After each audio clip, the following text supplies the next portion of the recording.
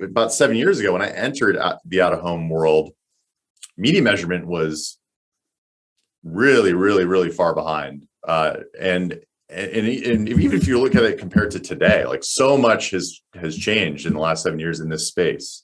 And it's been really cool to see that. And there's a bunch of really cool companies doing a bunch of really cool things.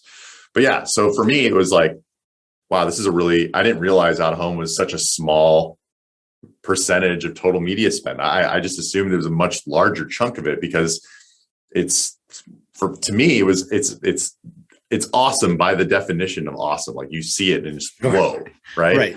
So I assume that like the size of the industry in the US was also going to be like equally awesome, and it wasn't at all.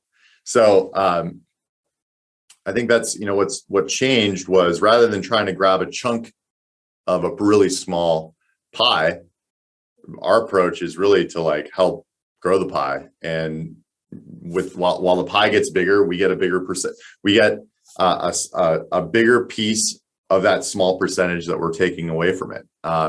So yeah, if you were to just distill all that down, like the more you put in, the more you get out is kind of how I'm approaching building a product in the out of home space.